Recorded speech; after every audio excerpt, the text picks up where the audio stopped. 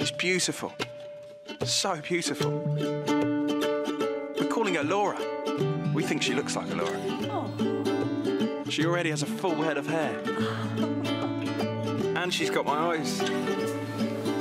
Luckily for her, everything else is pure Sarah. With free Skype-to-Skype video calls, you can be right there with them, Your granddaughter. wherever they are. Bonjour, nous sommes à la 4e heure des 24 heures chrono de l'international, en direct des plateaux de TV5 Monde. Après l'Inde et Calcutta, nous voici maintenant à Rome, la capitale de l'Italie. Cœur administratif et politique, musée à ciel ouvert, Rome est la plus grande ville du pays avec plus de 2,6 millions d'habitants. C'est sur le secteur tertiaire qui emploie 75% de la population active que repose l'économie romaine. Et malgré la crise économique qui frappe l'Italie, Rome continue aussi d'attirer les touristes et a récemment diversifié ses secteurs d'activité en se tournant vers la haute technologie. Autant d'arguments pour séduire les Français. Pour en parler avec nous aujourd'hui, maître Françoise-Marie Plantade, bonjour. Bonjour. Avocate au barreau de Rome, fondatrice du cabinet Agatemis. Vous êtes également conseillère du commerce extérieur et trésorière pour les CE en Italie. Et Francesca Saracchi, avocate chez PMT, bonjour, au barreau de Rome aussi, et présidente de l'Union française de Rome et du Latium, la plus ancienne association francophone de la capitale italienne, qui fête ses 90 ans cette année. Je me tourne dès à présent via Skype, avec Alain Leroy, l'ambassadeur de France en Italie. Monsieur l'ambassadeur, c'est avec vous que l'on va débuter cette émission. Monsieur l'ambassadeur, combien de Français comptons à Rome ? D'abord, bienvenue en Italie. Monsieur l'ambassadeur, À Rome, combien de Français la comptons ville de à Rome, Rome ? c'est 7000 Français. Si l'on tient compte uniquement des inscrits, c'est 16 000 si on tient compte de la circonscription de Rome. C'est 70 000 dans toute l'Italie globalement. Quel est leur profil, monsieur l'ambassadeur ? Profil majoritairement jeune, 24% moins de 18 ans. Quel est leur profil, monsieur Intéressant à l'ambassadeur ? signaler, près de la moitié, 48% sont des binationaux, donc qui ont les deux nationalités, française et italienne. Et la majorité sont des expatriés pour les entreprises françaises, mais aussi bien sûr des fonctionnaires, des chercheurs, des étudiants. Mais majoritairement des expatriés pour les entreprises françaises, mais aussi bien sûr des fonctionnaires, des chercheurs. Dans quel secteur d'activité se situe-t-il ? Pour les entreprises françaises. Alors, très varié, bien sûr, dans l'énergie, transport, spatial, recherche, voilà, et puis différents conseils, voilà, un très grand nombre de secteurs économiques. Alors, on va tout de suite en parler, malgré le contexte difficile que connaît l'Italie, Rome s'en sortirait mieux que d'autres villes en Italie. C'est en tout cas le constat de Dominique Alleritière, ancien directeur de l'Organisation des Nations Unies pour l'alimentation et l'agriculture, la FAO. Monsieur Alleritière, c'est à vous. Milan, qui est une ville industrieuse et commerciale, a été beaucoup plus frappée par la crise, alors que Rome, qui s'appuyait davantage sur le secteur tertiaire et administratif, en a beaucoup moins souffert. Il faut aussi mentionner que les subventions européennes ont été beaucoup plus avantageuses pour l'Interland romain, le Mezzogiorno commençant à 50 km au sud de Rome. Et puis, Rome, sans effet d'annonce, est devenue une très grande capitale. Son aéroport international joue dans la cour des grands. Elle s'est dotée de musées assez importants, alors que c'était déjà le plus grand musée à ciel ouvert du monde. Elle s'est dotée d'un très grand théâtre, d'un centre de la musique, l'auditorium, qui ferait pâlir même nos compatriotes parisiens. Et les divers gouvernements Berlusconi ont essayé de renverser la tendance en donnant à Milan le privilège d'abriter la prochaine exposition universelle. Mais l'évolution est sans appel. Rome, de plus en plus, devient vraiment le centre, la capitale politique et économique de l'Italie. Maître Plantade, qu'est-ce que vous pensez de cette analyse de Dominique Alleritière ? Je partage, je dois dire, et les personnes qui me connaissent bien le savent, je partage exactement cette analyse.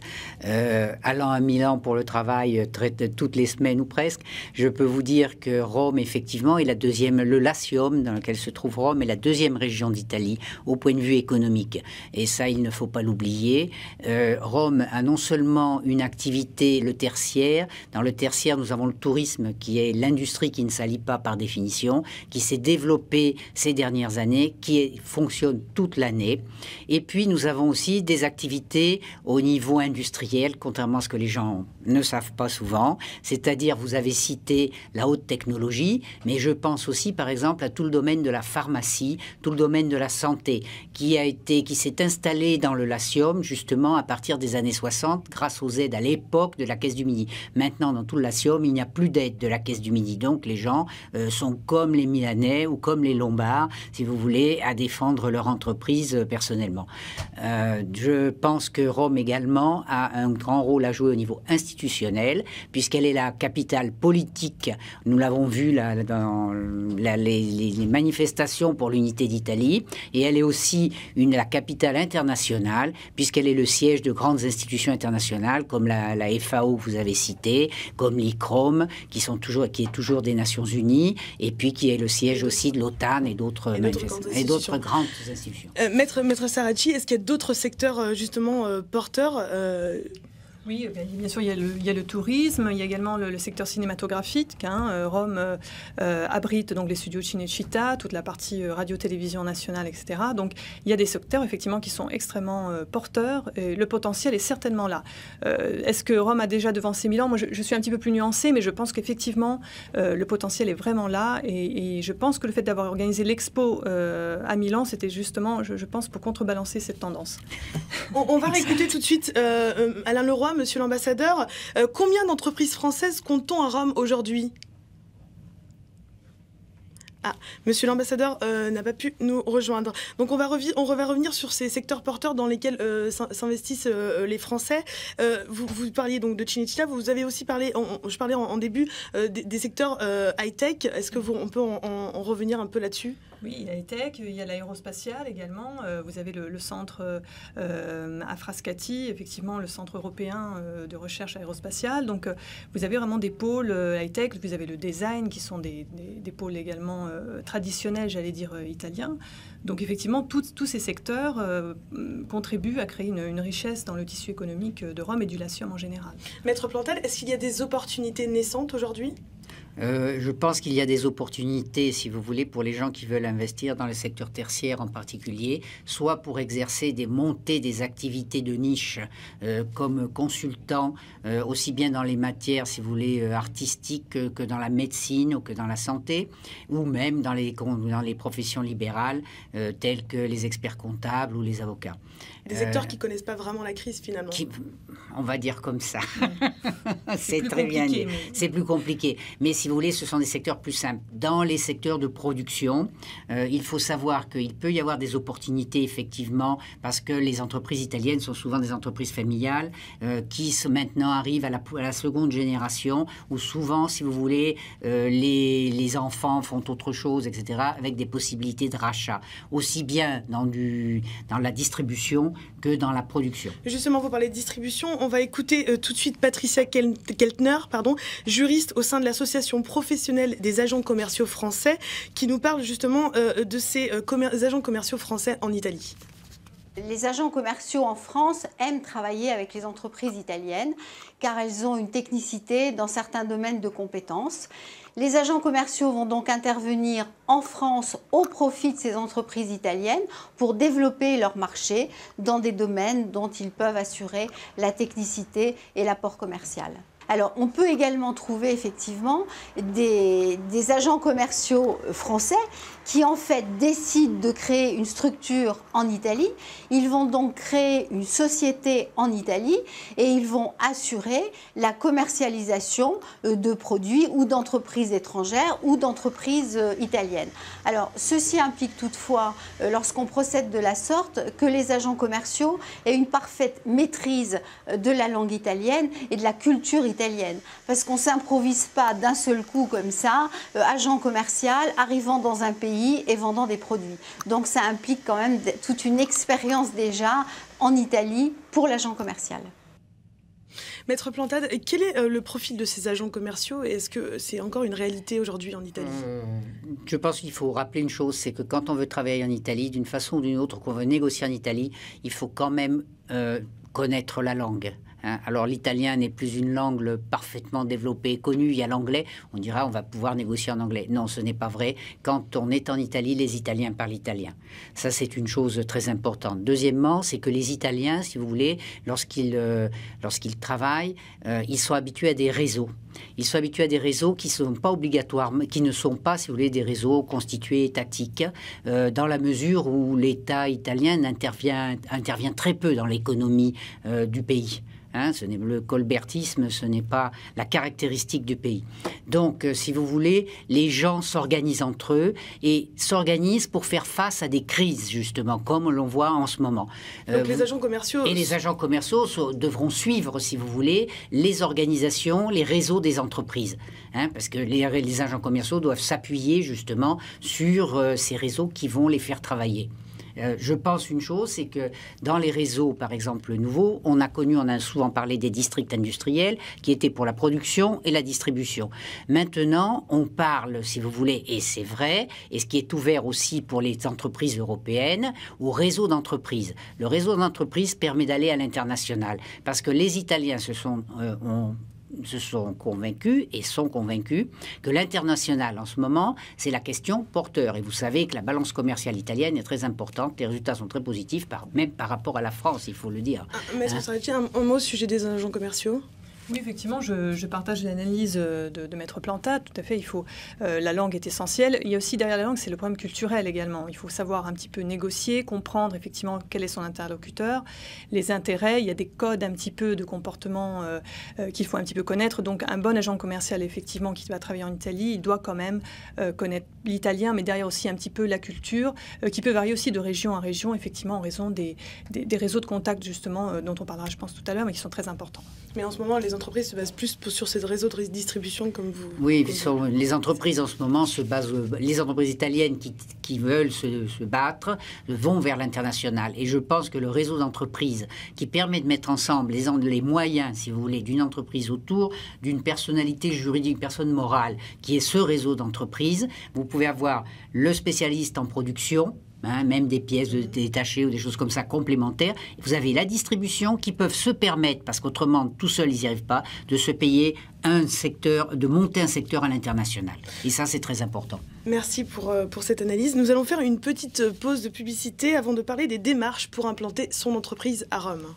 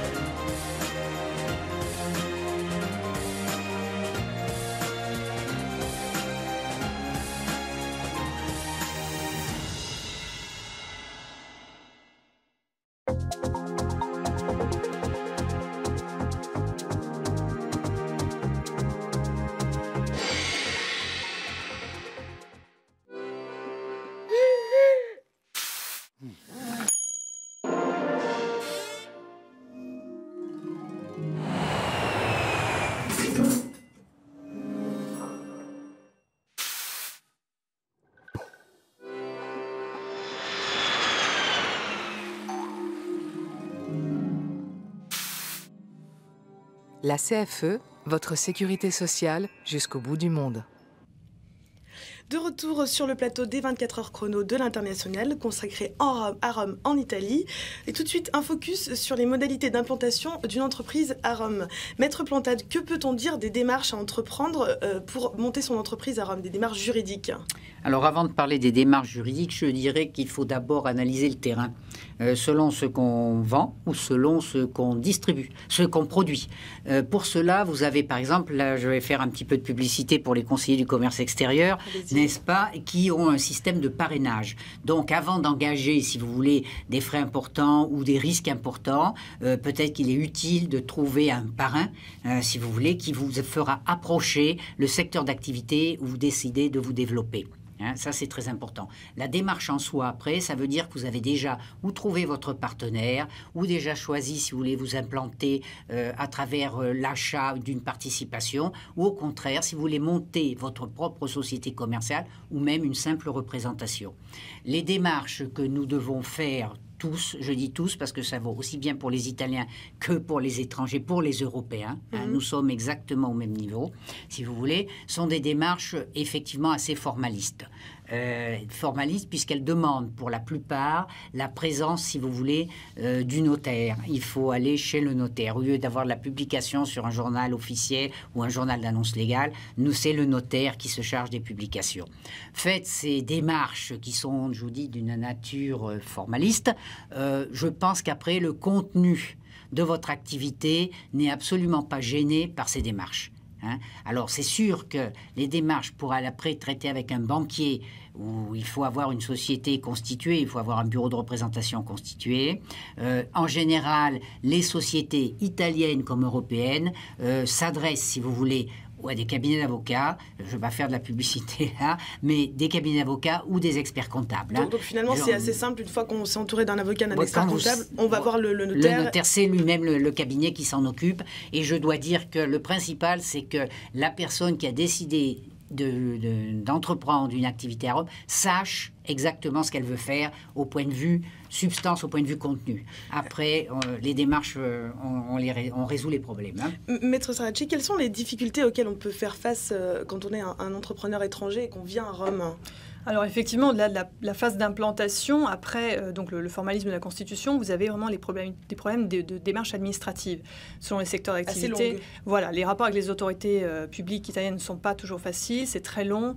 Il y a une bureaucratie qui est effectivement très formelle. Donc il y a des agences vraiment qui sont nées, qui vous aident à faire ces formalités. C'est-à-dire vous allez payer quelqu'un, vous allez apporter la documentation. C'est cette personne qui va faire la queue, parce qu'on parle vraiment de queue, des fois d'heures de queue, à l'administration publique pour obtenir le dossier, revenir à une semaine après pour le reprendre, ou 2 semaines, enfin 1 semaine je suis positive. Donc voilà, donc vous avez vraiment là effectivement, il ne faut pas prendre peur, mais il faut trouver des bons intermédiaires qui peuvent vous aider, vous supporter. On peut résoudre, mais ça prend un peu de temps, il faut en être conscient. Est-ce qu'on parle encore de corruption par exemple ? Ça dépend des secteurs. On ne peut pas généraliser comme ça, effectivement. Certains secteurs, effectivement, je pense notamment, c'est vrai, les marchés publics, le secteur immobilier peuvent être plus sensibles que d'autres à ce genre de pratiques, mais ce n'est pas de manière générale. Tout dépendra un peu du secteur d'activité. Et là aussi, si vous avez des intermédiaires, vous pouvez quand même gérer la situation, voir effectivement quelle est la marche à suivre, ne pas tomber dans certains risques. Maître Plantade, très rapidement, un mot sur la fiscalité ? Alors la fiscalité italienne, malheureusement, c'est un secteur un peu incertain. Je vais vous dire pourquoi. C'est parce que tous les ans, on change de conditions ou on change d'effets qui sont attachés à la loi de finances souvent, ou d'interprétation, puisqu'il y a aussi beaucoup d'interprétations de jurisprudence, hein, aussi bien des commissions, si vous voulez, de première instance que de la Cour de cassation. Donc les Italiens sont habitués, si vous voulez, à ce qu'il y ait un rapport un peu conflictuel entre eux et l'administration fiscale. Hein. Mais l'administration fiscale pense toujours que les Italiens vont frauder. C'est un peu ça les concepts. Est-ce que c'est le cas ? Disons, on va dire que les salariés ne peuvent pas frauder puisque ce sont les employeurs qui paient les impôts retenus à la source. Hein. Qu'on soit l'employeur soit européen ou qu'il soit italien, c'est lui qui paye. On va revenir à ce sujet. Alors, nous allons aborder maintenant la thématique du marché du travail romain, un marché difficile, aussi bien du point de vue de la précarité des contrats que dans la recherche d'emploi. Pour en parler avec nous, on va écouter tout de suite Claire Buob, qui est expatriée depuis 20 ans à Rome. Rome est une capitale, surtout politique, et qu'il n'y a pas beaucoup d'entreprises installées dans la région, surtout des entreprises de dimension internationale. Le marché de l'emploi est déjà limité. Ensuite, en ce moment, c'est un marché qui est frappé très durement par la crise, notamment chez les jeunes. Donc le marché qui déjà est peu flexible se cristallise encore plus du fait de cette situation difficile.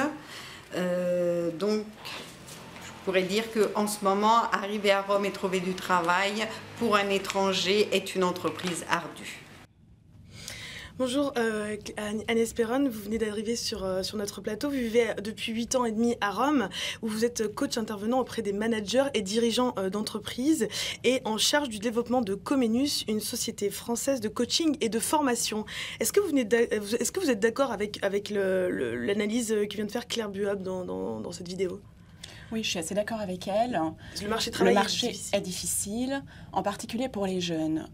Moi, je connais en personne plusieurs personnes qui sortent de l'université, qui sont diplômées, équilibrées, qui ont tout pour elles et qui galèrent, c'est vraiment le mot, de stage en travail pas du tout ou mal rémunéré. Les avocats eux-mêmes ont 2 ans de stage à faire non rémunérés avant de pouvoir être employés. Et pour les jeunes, c'est difficile de construire quelque chose, que ce soit sa propre vie, sa famille. Sans argent, ça reste difficile et ils ont du mal à sortir de chez eux. Donc c'est vrai qu'après, on rit facilement des jeunes Italiens qui restent chez eux, mais c'est difficile de faire autrement. Donc comment on fait dans ces cas-là ? Alors, soit vous partez à l'étranger, malheureusement, ça arrive de plus en plus souvent. Soit vous travaillez à côté, vous faites des petits boulots, souvent au noir, jusqu'à ce que, officiellement, vous arriviez petit à petit à vous en sortir par vous-même. C'est long. Maître Saracchi, merci. Maître Saracchi, le droit du travail semble assez rigide en Italie. Est-ce que les réformes récentes, on peut parler peut-être de la loi du 28 juillet 2012, est-ce que les réformes récentes amorcent une plus grande flexibilité ? Alors l'intention du législateur, effectivement, c'était d'amorcer une plus grande flexibilité, notamment avec l'introduction du contrat d'apprentissage, justement pour les jeunes, qui doit être le moyen privilégié en fait d'accéder au monde du travail pour les jeunes, pour éviter la précarité, essayer de les encadrer dans un cadre juridique bien distinct et protégé en quelque sorte.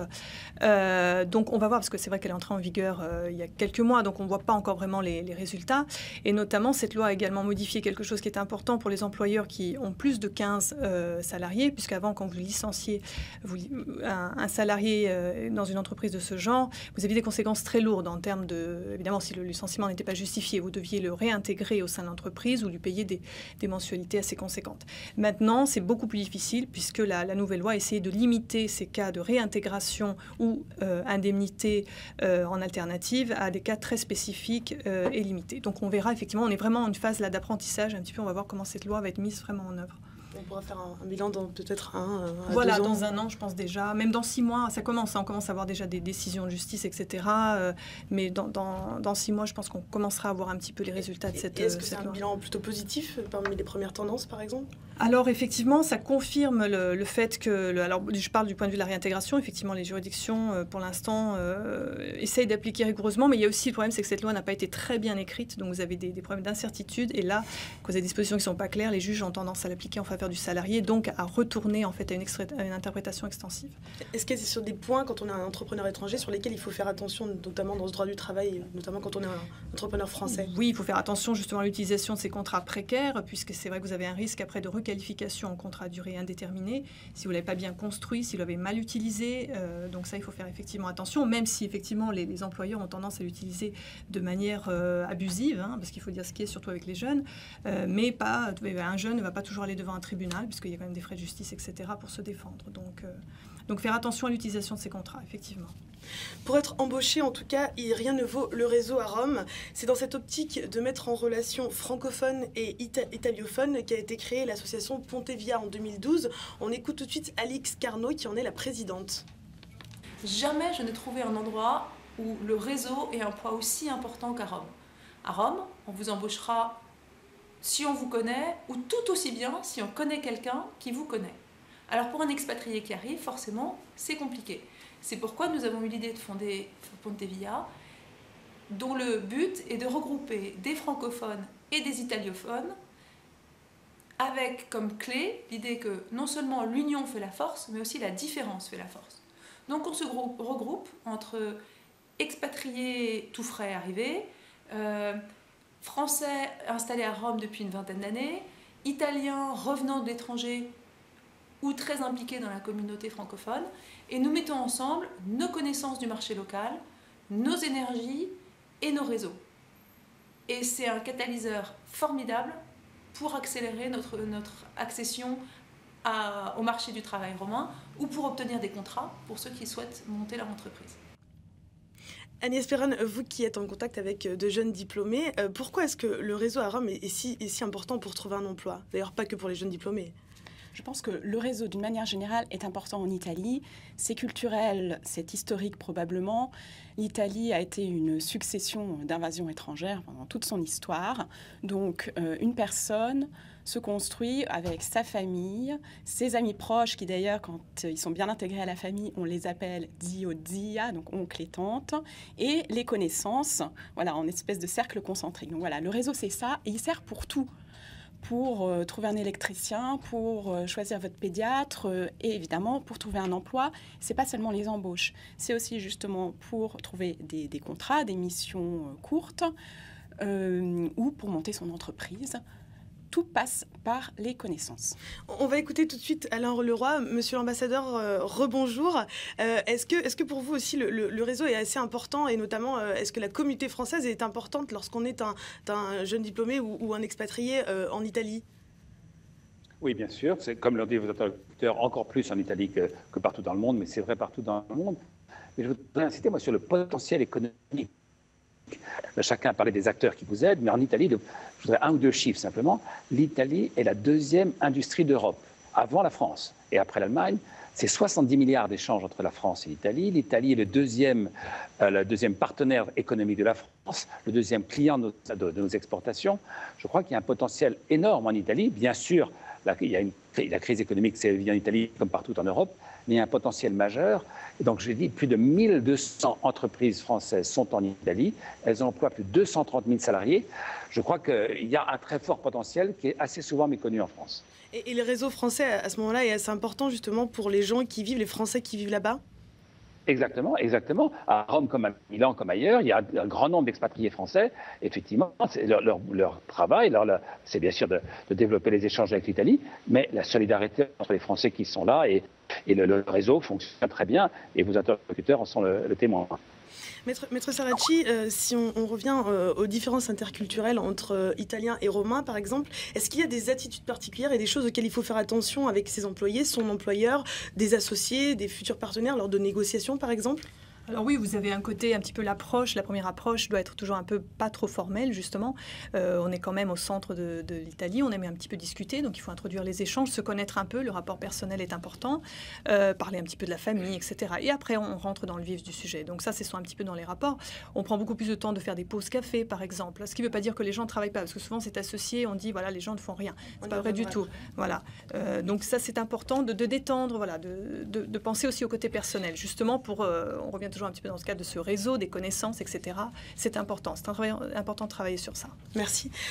Nous allons revenir après une courte page de publicité.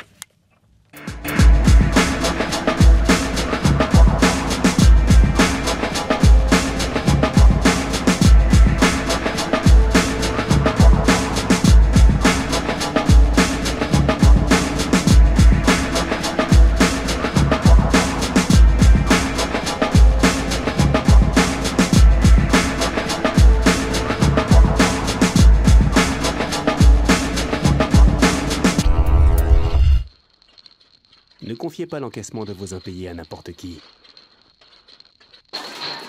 France Créance est là pour votre recouvrement amiable et judiciaire en France et à l'international.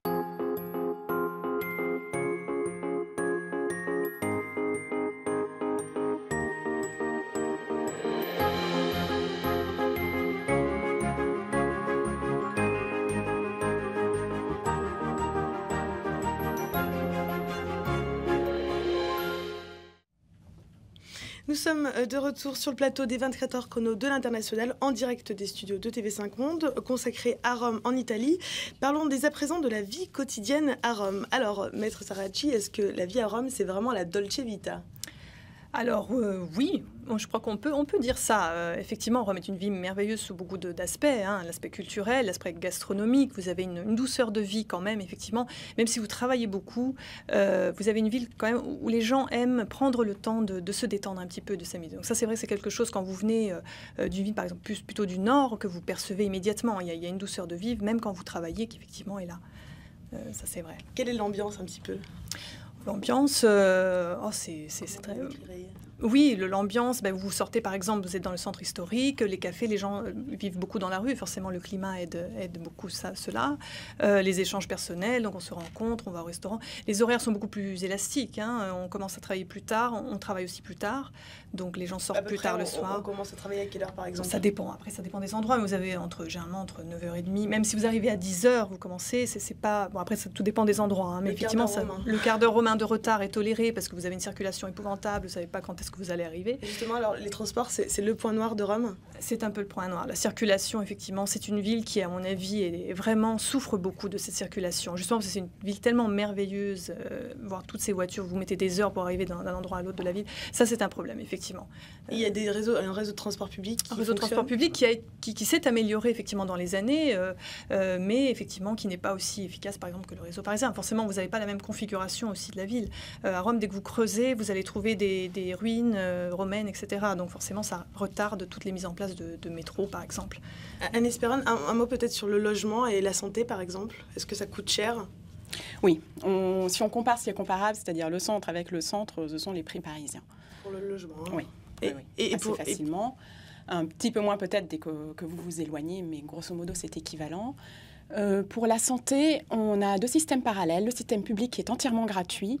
Donc, votre médecin de base, vous y allez, vous ne payez pas. En revanche, les spécialistes sont beaucoup plus chers qu'en France.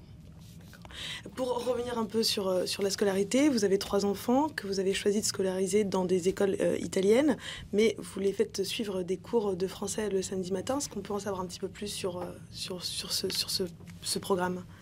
Alors, le programme FLAM, qui veut dire français langue maternelle, a été conçu précisément pour des enfants francophones non scolarisés en école française. Ces enfants ne sont pas scolarisés en école française, en général pour des raisons financières ou d'éloignement de ces écoles. Il existe combien d'écoles françaises? Il y en a donc 2 françaises, les plus connues, Saint-Dominique et Châteaubriand. Il y en a d'autres qui ne sont pas forcément complètes, c'est-à-dire pas de la maternelle jusqu'en terminale, mais il y a d'autres systèmes aussi franco-italiens. Que je connais moins bien personnellement, mais qui existent, qui restent très chers, au centre, et donc pas accessibles à tout le monde. Donc le programme FLAM permet de maintenir le niveau de français, y compris écrit, de manière ludique, pour les enfants qui sont dans cette situation. Il y a déjà plusieurs sites, plusieurs créneaux horaires, et c'est en plein développement. Cette association à Rome a été créée il y a 2 ans et demi, et vraiment en plein boom. Le nombre d'élèves a quasiment doublé depuis l'année dernière. On arrive dans les dernières minutes de l'émission. On va redonner la parole à Monsieur l'ambassadeur. Est-ce que vous avez un dernier mot pour les Français qui souhaiteraient s'expatrier à Rome? Peut-être 2 mots simplement. Le premier, comme l'ont dit vos interlocuteurs et interlocutrices, moi, parmi de très nombreux Français à Rome, je ne rencontre que des gens qui sont très heureux d'y être et très heureux d'y travailler. Je crois que c'est très particulier. Il y a un charme particulier, un professionnalisme et un charme, une chaleur humaine qu'on voit partout dans les rues et qui fait que tous les Français qui vivent et travaillent ici sont heureux d'y être. Et le deuxième point que je voulais signaler, c'est qu'on vit en plus, ça n'est pas négligeable, une période dans laquelle la relation politique entre la France et l'Italie est excellente, est au plus haut. Ça a eu un rôle majeur, vous l'avez peut-être vu sur la crise de l'euro, mais ça rejoue aussi un rôle majeur sur la relation quotidienne entre les Français et les Italiens. Merci, Monsieur l'ambassadeur. Maître Saracchi, merci pour votre expertise. Merci pour votre témoignage. Cette émission touche à sa fin. Merci de nous avoir suivis. Dès 15h, retrouvez la suite de notre tour du monde avec une émission consacrée à Johannesburg, en Afrique du Sud.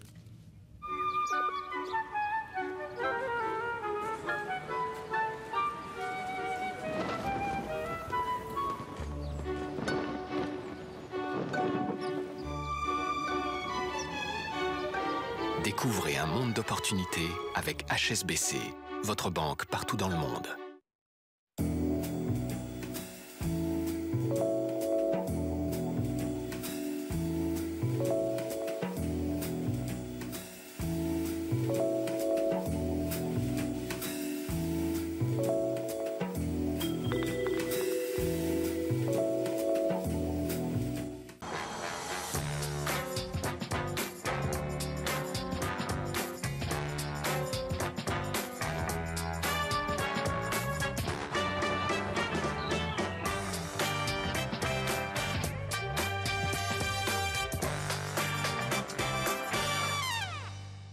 Expatriés, exportateurs, DRH, votre télé enfin sur le net. Reportages, conseils, dossiers experts, dossiers pays, actualités sur news21.tv. Expatriés, exportateurs, DRH, connectez-vous sur news21.tv.